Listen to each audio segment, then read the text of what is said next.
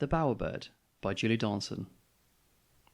A bowerbird whose name was Bert, collecting sticks and moss and dirt, and out of them he built a bower, a lovely arching twiggy tower.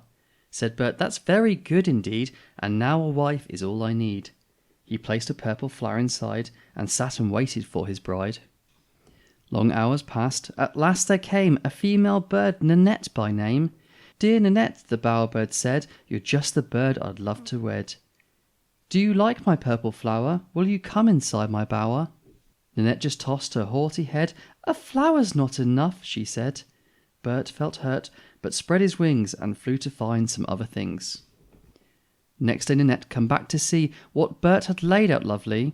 A snail shell, a silver bell, the wrapper from a caramel, plus the pretty purple flower. "Now will you come inside my bower?" Nanette just tossed her haughty head. "I don't think much of that," she said. Bert felt hurt, but hopped away to find more things for his display. Next day Nanette come back and found some extra objects on the ground.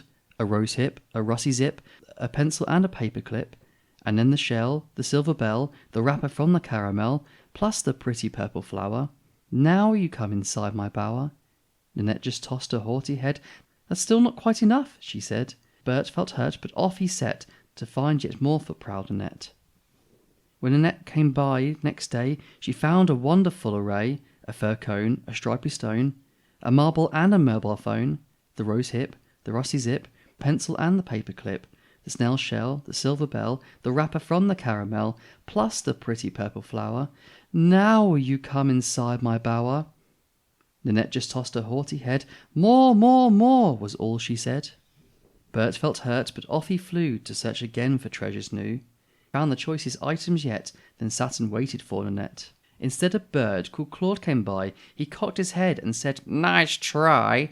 A pink comb, a garden gnome, a dented can of shaving foam, a green pea, a strawberry, the fairy from a Christmas tree, a fir cone, a stripy stone, a marble and a mobile phone, a rose hip, a rusty zip, a pencil and a paper clip, a snail shell, a silver bell, the wrapper from a caramel, plus a rather common flower. But will she come inside your bower? I think you're missing just one thing. How about a gold ring?" "Thanks," said Bert. "You're very kind, but that would be quite hard to find." Said Claude, "I saw one recently, hanging from a holly tree. Turn right, then left. It's very near, less than half a mile from here. Fetch it now, it won't be hard. Off you go, while I'll keep guard." So off went Bert, his heart beating fast. Nanette would be his bride at last. Right, past the oak and ash he flew, then left, past teak and tuckaroo. Gum trees, tea trees, peach and pine, turpin wood and turpine. All kinds of trees, not one holly. Bert grew tired and mechanolly.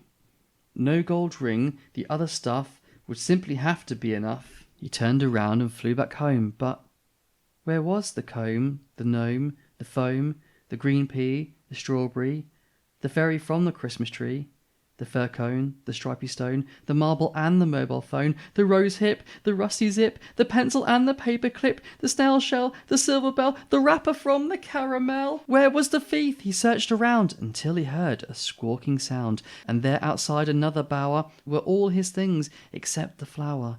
Inside the bower sat Claude. Worst yet, sat beside him was Nanette. Bert went home and sat and sighed.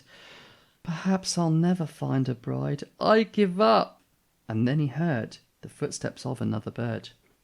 The sweetest bird he'd ever seen. She bowed her head and said, "I'm Jean."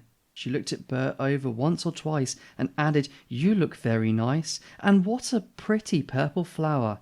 And then she came inside his bower. Thank you for letting me read to you today. If you enjoyed listening to me and want to read along next time, then you can find the link to this book in the description below. If you'd like to hear me again, then don't forget to hit the subscribe button under this video and visit my channel for more books like this.